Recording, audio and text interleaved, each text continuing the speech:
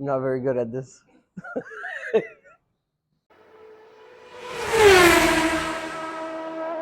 Hey everyone, my name's Alberto Cortinas. I'm the founder for Rev Auto Club. I wanted to take the time to introduce myself, uh, educate you guys a little bit about what Rev is all about, and what brought us here, what actually made us build Rev Auto Club in Miami. I was born in Dominican Republic in Santo Domingo, the capital. Lived there for a couple years. Moved to New Jersey, then to Miami, then back to the Dominican Republic, and then came back to Miami in 2004. I've always been a car guy. I've always been interested in cars. Ever since a young age, I can remember my uncle picking me up from school in a red 911 turbo. It was early 80s car. It's like a dream come true for like a 7-year-old, right? Um, and it was super like that was like love at first sight. Fell in love with Porsches, right? Ever since then, I was extremely connected to cars. Anytime I saw a cool car on the street, I'd stop, take a look at it. Always put smiles on my face.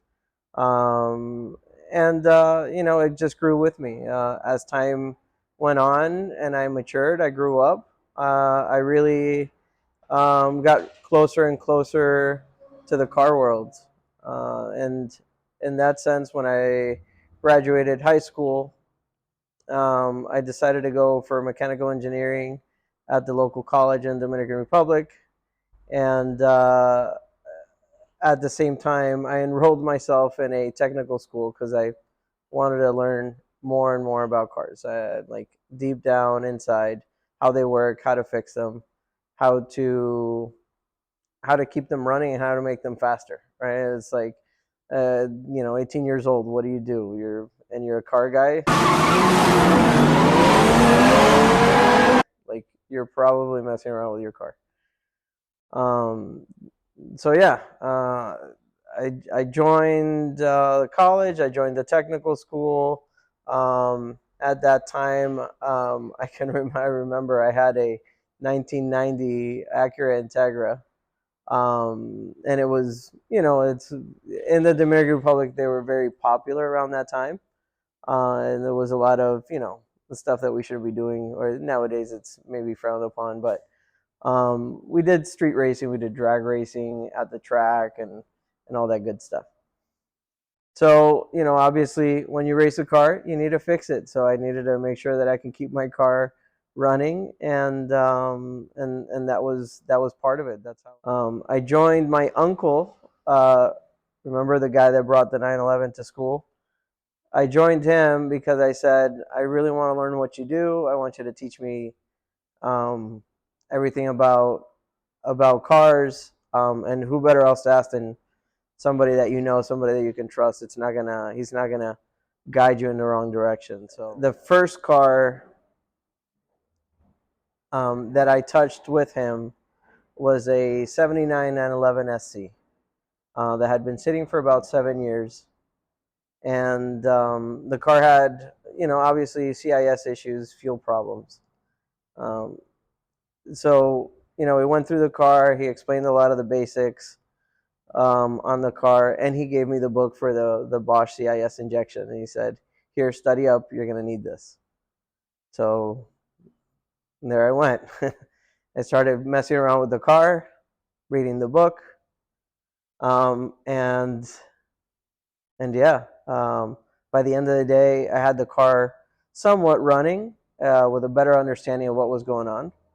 And I just grouped back up with him and said, "Hey, I think I have an idea of what's going on. What do you think?" And obviously he gave me pointers and helped me out a lot to understand and figure it out. So I spent a couple years working with my uncle. I learned a ton around Porsches, Mercedes, BMWs, but especially the air-cooled 911s. At that point, I started my own business. Um, the name of the shop was ATC Euro Shop.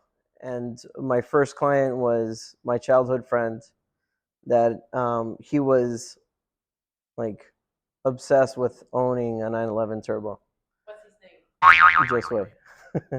So Josue decided, he's like, hey, I really want to buy this car. He had owned a 300ZX 2+2 Euro, had a Lancer Evo 5, but he really wanted to experience the 911 uh, driving or ownership, we might say. And and so I said, yeah, I mean, let's do it. I'll help you out. Let's get this car running. So let's figure it out. So we went out and looked at a couple cars, and we found the 79 930 that was owned by a famous Dominican race car driver. And the car had been his showcase car. He had a car audio business that he also operated, and he used that car to like showcase all the gear and equipment and stuff. So the car needed some help. It had been sitting for about 7 or 8 years. It was in rough shape. It was outside in the elements. So we really went at it, and a year or so in the process, we were able to get the car running and fully painted, fully assembled, and it was an incredible experience. From that point on, the business took off. Like I became one of the more known people in Dominican Republic that were actually working on Porsches around that time. Because of other reasons, and maybe some family stuff, or just I wanted to continue to build my career. I decided to, what, it's time to move to the States. There's only so far that I can get down here, and I think I can have a bigger impact in the U.S. And I reached out to some of my old suppliers, which are based in Miami, and figured, they used to wholesale all the Porsche parts for me. And I said, that's going to be my first stop. So fast forward. Spent a couple years there. Everything worked out really well. I felt again, in a mom and pop shop, how far can you grow? Not very far unless you plan to buy out the owner, right? So figured, hey, it's time for me to expand. And that was my first attempt at the dealership life. I joined Mercedes-Benz in 2007, and that was an interesting experience. I felt somewhat disconnected from the cars, disconnected from the passion. The reason why we do all the things that we do as technicians. And after 3 years, I figured it was enough, and I was starting to build up my own business at the time.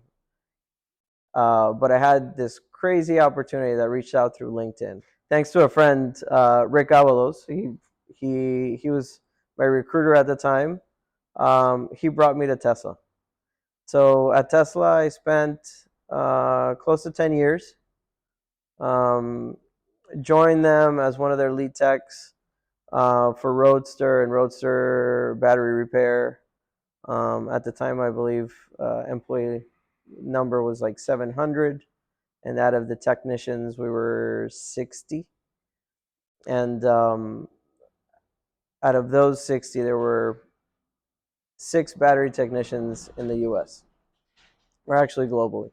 All right, spent most of the years at Tesla building service centers. So because we were such a small company at the time, a lot of the stuff was um, done in the field. I was lucky enough to have the opportunity to join the leadership team. Transitioning from being in a technical operations role to more of a leadership role within the company. I enjoyed of plenty of growth.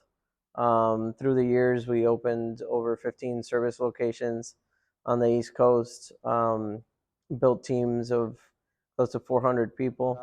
We got to see a crazy transition of the auto industry, going from full gas to fully electric in just a couple of years. Tesla's growth and success has actually impacted the classic car world, or just the car enthusiast world in a major way, because it's really put the spotlight on on maintaining and supporting these older vehicles, right?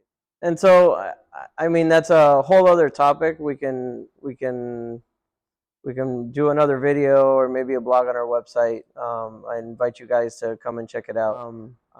So now, like, okay, I was at Tesla 2010 through the end of 2019. I joined a small company called Boosted. We did micromobility with electric skateboards and scooters. It was a fun year with them. It was actually really fun. I felt like it was more about playing than working, but you know, naturally with the type of product, I think that's the case, right? COVID broke out. You know, a lot of things slowed down or stopped. At the time, I was living in California, and I figured I just wanted to be closer to family, so moved back to Miami. And at that point, I said, "Now's the time." I've always wanted to own my own business. I always wanted to have an impact in the car world, and now is the perfect time to really jump in. So that's how the Rev Auto Club basically was born. Um, it was it had been an idea for a long time, that I had put on pause, and I figured that now's the time. Rev Auto Club is a car club, a marketplace, your local shop. We're here revolutionizing the way that you interact with your car, in ownership and in enjoyment. We're trying to remove all the pain points and make it so it's something that you truly can just jump in your car and have fun. Our goal is to change the way that you used to own a car, where it was hard to find a trusted mechanic to work on your car. It was always difficult to source parts for some of these older vehicles. So not only are we're making your experience a lot easier, a lot more enjoyable in your car. Our goal is also to bring you closer together to the people that make it happen. So being able to connect to technicians, talk about your car. So in essence, you get the best of both worlds. You get to enjoy your car, and you get to keep it in perfect conditions, without the hassle of before.